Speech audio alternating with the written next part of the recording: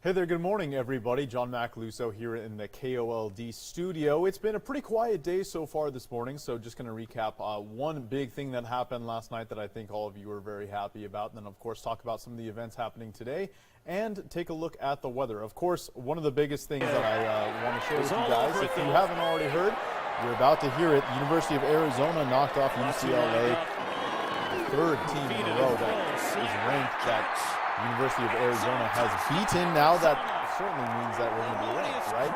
On top of that, that also means that University of Arizona is bowl eligible. So game pretty much went, it was very, very close. Oregon State was a solid team, 27-24. Now University of Arizona's got Colorado ahead, which could be a fun one. Of course, one of the biggest things happening this weekend is the All Souls procession.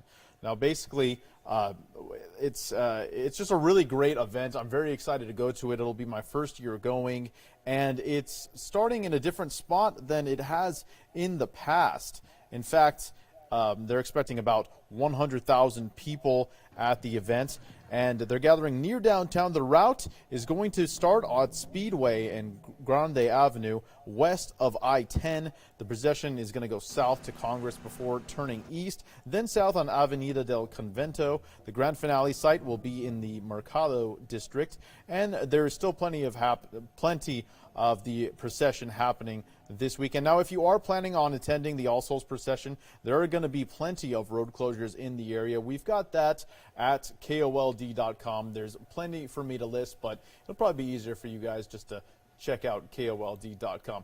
Let's take a look at the forecast for the main procession. Tonight, it's kicking off at 4, running through 6. There is an after party after that. By about 4 p.m., it's going to be 90 degrees, 83 degrees by about 6 p.m., and 76 by about 8 p.m. So, yeah, it's going to cool off pretty nicely tonight. Now, we are going to see a high of 94 degrees here in Tucson. That is very high. In fact, average for this time of the year is 80 degrees. We could potentially tie or break a record set back in 2020. We'll take a look at that here in a second. Oro Valley, Marana, and Sells all going to be about 94 degrees as well. 91 in Casa Grande, 92 degrees in Ajo, 84 in Sierra Vista, and 85 there in Douglas. And here's a look at that record, 94 degrees. That was set back in 2020. The average for this time of the year is 80 degrees. So we are substantially warmer than what we normally see this time of the year.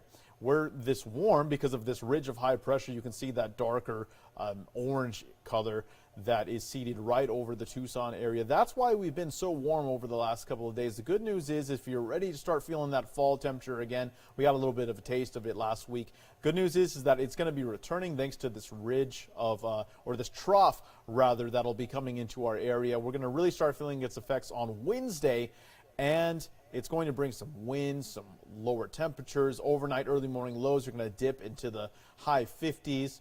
So actually, I think the high 40s, pardon me on that. And we'll take a look at that coming up right here in the 7-day forecast. Again, 94 today, potential record breaker, and we'll see that tomorrow as well. The record happens to be 91. We're projecting 91 as the high as well. Then we're going to see that cool down on Wednesday, 81 degrees. We're going to slip all the way down to 75 Thursday. And again, those overnight early morning lows Wednesday into Thursday into Friday are going to be in the high 40s. So we'll continue to keep an eye on that. Of course, we have our normal newscast tonight, so we will see you guys later. And thanks for joining me. Have a very happy Sunday.